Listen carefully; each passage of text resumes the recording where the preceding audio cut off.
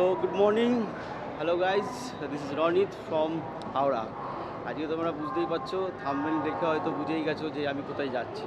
তো আজকে আমাদের প্ল্যান রয়েছে তারাপীঠ। তো আমি কুলিন এক্সপ্রেসে যাচ্ছি। অলদো সব ডিটেলস আমি শেয়ার করব, আর কেমন ট্যুরটা কীরকম হচ্ছে সেটাও পুরো ডিটেলস আমি জানাবো। তো জাস্ট আমরা ডিপার্চার মোডে রয়েছি, আর কিছুক্ষণের মধ্যে ট্রেনটা ছেড়ে দেবে। আমরা যাচ্ছি পুলিশ এক্সপ্রেসে। আর এই ট্রেনটা 8:55-তে ছাড়ে। তো এটা দুটো স্টপেজে দাঁড়ায়, একটা হচ্ছে বর্ধমান, তারপরে বোলপুর, তারপরে প্রান্তিক, সাঁইথিয়া, রামপুরা। ফ্রেন্ডস, আমরা কুলিন এক্সপ্রেসে রয়েছি।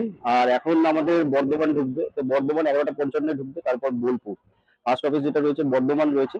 তো আমরা এখন বর্ধমান ঢুকছি। আজকে ওয়েদার বেশ ফগি, কিন্তু আজকে কিন্তু ওয়েদারে মানে দেখতেই পাচ্ছেন অলরেডি আমি কিন্তু একটু কোজি টাইপের হয়ে রয়েছি, হাত পা দুটিয়ে। কারণ হচ্ছে একটাই, যে ওয়েদার কিন্তু খুব একটা ক্লিয়ার নয়। ঠান্ডা ঠান্ডা ওয়েদার যতটা হয়েছিলাম বাড়ি থেকে বেরোনোর সময়, কিন্তু ওয়েদার অতটা ঠান্ডা ছিল। যত আমরা বর্ধমানের দিকে ঢুকছি বা বোলপুরের দিকে ঢুকছি, ততটাই কিন্তু ঠান্ডা।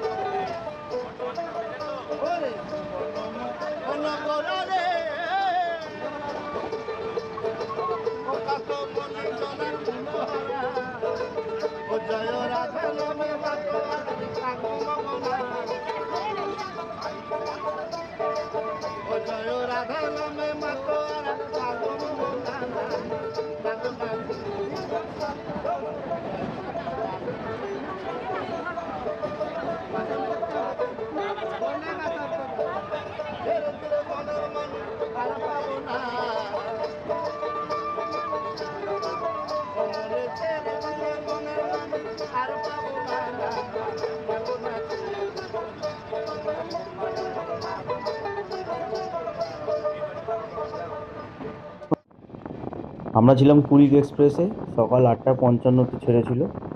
আর বোলপুরে ছিল 11:42, অন দ্য টাইমই ছিল। ট্রেন বেশি লেট করেনি, আর ট্রেনটা খুব ভালো, পরিষ্কার ছিল। এছাড়াও অনেকগুলো ট্রেন রয়েছে, যেমন কবিগুরু এক্সপ্রেস আর শিয়ালদা টু রামপুরহাট এক্সপ্রেস। দুটো ট্রেন দেখতেই পাচ্ছ ডিটেলস। তোমরা চাইলে এই দুটো ট্রেনও ধরতে পারো। এছাড়াও অনেকগুলো ট্রেন রয়েছে।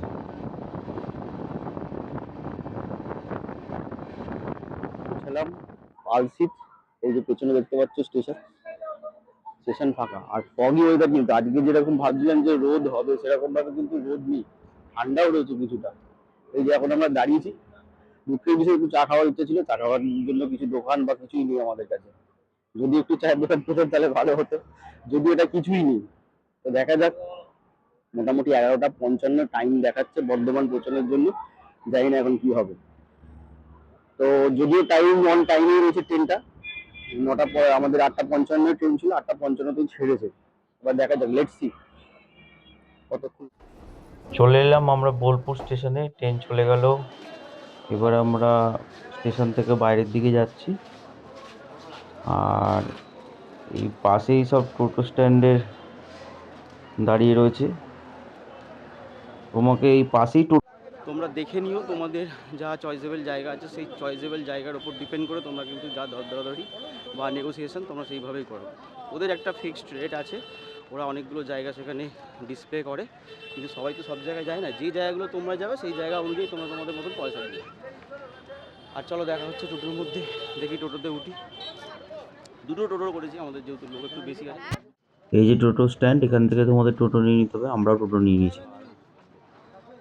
এটা একটা বট গাছ, তো 3 পাহাড়ি নামেও পরিচিত।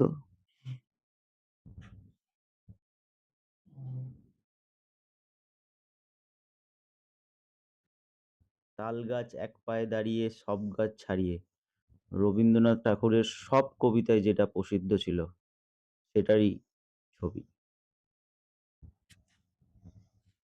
রবীন্দ্রনাথ ঠাকুর আমাদের সর্বকালের সেরা কবিতায় এই গাছেরই উল্লেখ ছিল নাকি? তোমরা জানিও আমাকে কমেন্টে।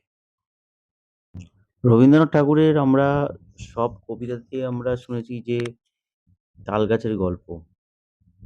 তো আলাদা যেটা মাধুর্য এনে দেয় সেই তাল গাছ। আর এগুলোর কি বলতো আলাদা রকমের একটা এসেন্স আছে। তো দেখো এগুলো কেমন লাগছে জায়গাটা। তো দেখার পর অনেক কিছুর স্মৃতি মনে পড়ে গেল। ছোটবেলার সেই কবিতা যেটা আমরা পড়তাম সেগুলো আজকে সচক্ষে নিজে দেখতে পাচ্ছি। তো নস্টালজিক ব্যাপার একটা। দারুণ একটা ফিলিং আজকে এক্সপ্লোর করলাম। জায়গাটা অপূর্ব। আর বটগাছটা তো কি বলবো, বটগাছটার কোনো তুলনাই হয় না। বটগাছটার জন্য এই জায়গাটা অসাধারণ লাগছে। আর সবথেকে বড় কথা এখানে রবীন্দ্রনাথ ঠাকুর বসে অনেক কবিতাই লিখেছেন, এখানে বসে অনেক কার্যকলাপ তিনি করেছেন। তো এই জায়গাটার একটা আলাদা মাধুর্য আছে। এটাও একটা দর্শনীয় স্থান।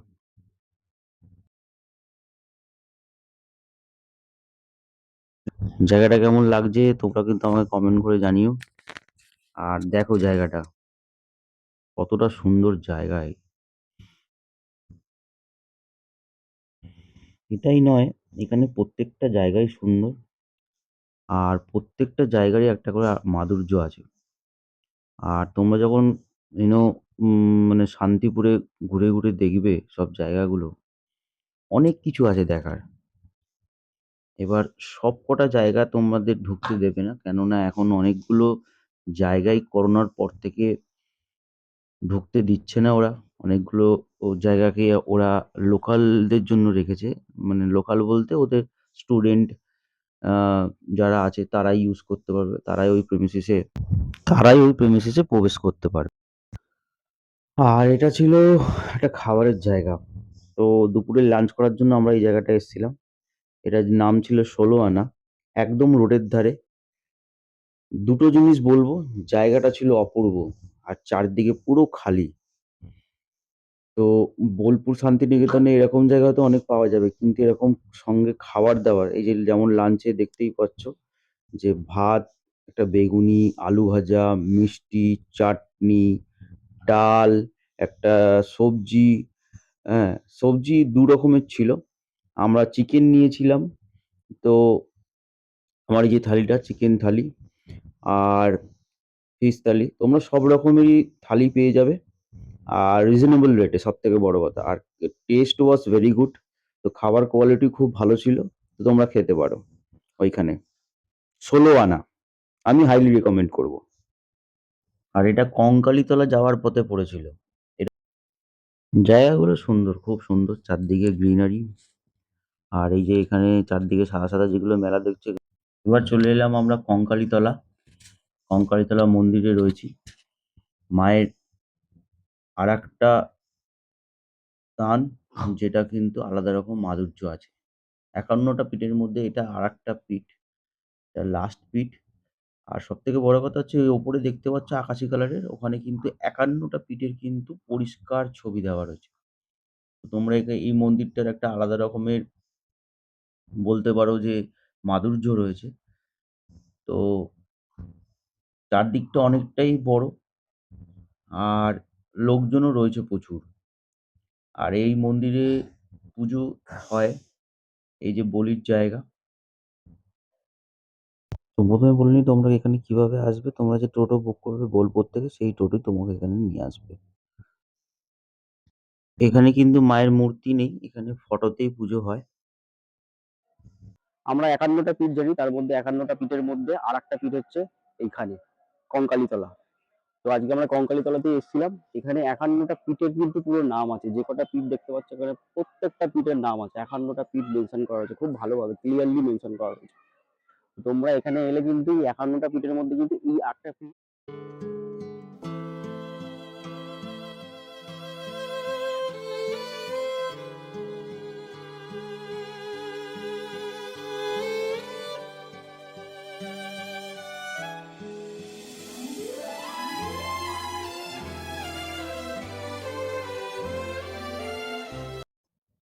এটা হচ্ছে কোপাই নদী, কঙ্কালীতলার পাশেই রয়েছে। নদীটা একবার দেখো কি সুন্দর। আর এই টোটোটাই আমরা বুক করেছিলাম। ওর নাম হচ্ছে বাবাই।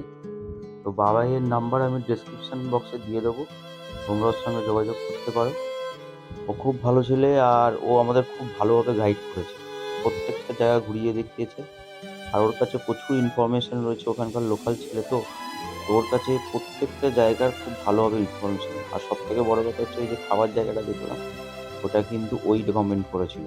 আমরা অন্য জায়গায় বলেছিলাম, তো ওই আমাকে রেকমেন্ড করেছিল আর আমাদেরকে নিয়ে গেছিল।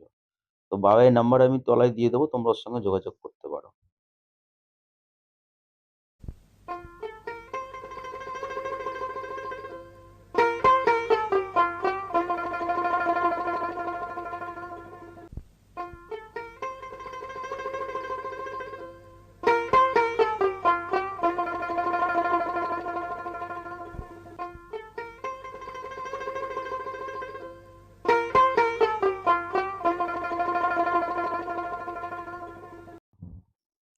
এই যে সেই হাট, আর এই যে দিদিভাইরা নাচছেন, এটা তো দেখেছো, এটা খুব ফেমাস এখানকার।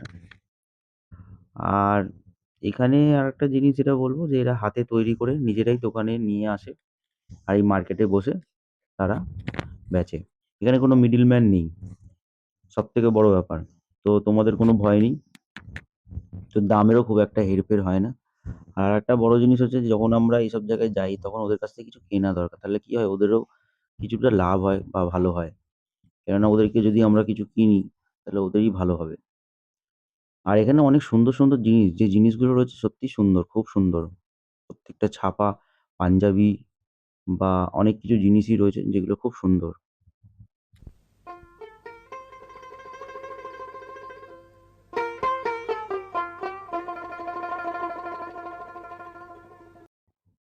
মার্কেটটা অনেকই বড়, আর ঘুরে তোমরা দেখতেই পারো, অনেক কিছু রয়েছে। আর জিনিসগুলো এত কালারফুল, দেখতে দারুণ লাগছে। সোনাঝুরি,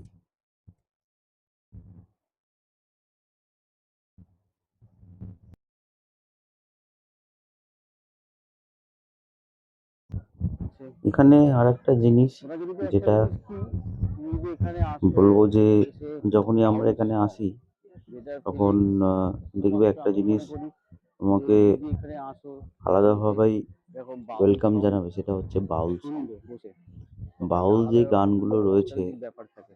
ওনারা যে কারণ গানগুলো আমরা তো গায় সেটার একটা আলাদা মাধুর্য আছে। কবিতায় বলেছি বা কবিতায় শুনেছি, তো আমি আর এসে এখানে বোলপুর একটা জানি যে শান্তিনিকেতন, বাউল গাইছিলেন একজন, তাছাড়াও এদের মধ্যে যে তার লেগাসিটা, সাথে সেটা কিন্তু একমাত্র এই দেখা হলো, বাউল কথা সঙ্গে হলো। পাওয়া যায়। তো তোমরা তো যদি দেখো, এই তোমাদেরকে যে পুরো দেখাচ্ছি, দেখো রয়েছে, কেমন লাগে। সেদিকে দেখা দিতে বাউল পারো। গানগুলো শুনলে আলাদা রকমের যেমন একটা এখানে একটা গান মাধুর্য চলছে, আছে, এই দেখো।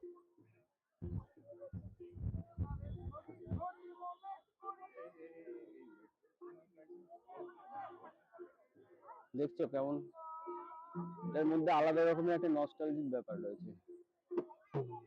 এটা মনে হতে পারে যে আমাদের ওই হিন্দি সং সবকিছু রয়েছে, তার মধ্যে এটা একটা আলাদা রকম যদি বলো জায়গা রয়েছে। যখনই আমরা বাউল সং শুনি বা বাউল সং, দাদার কাছে রাবড়ি খাবার পালা চলছে, দইয়ের খাবার পালা চলছে। সোনাঝুরি এসে যদি একটু রাবড়ি না খেলাম। এই যে আমারটা নিয়ে নিয়েছি, দাদা এখনো দিচ্ছে। দাও তুমি দাও। এখন প্রান্তিক স্টেশনে দাঁড়িয়ে রয়েছি। আর ভিডিওটা ভালো লেগে থাকলে please do like, subscribe my channel and hit the bell icon. And এখান থেকে আমরা একটা ডেস্টিনেশন যাবো। যদি দুটো ভিডিও একসাথে দিতে যেতাম তাহলে অনেকটাই বড় হয়ে যেত ভিডিওটা, তো ওই জন্য দিলাম না। দেখা হচ্ছে next video. Thank you for watching.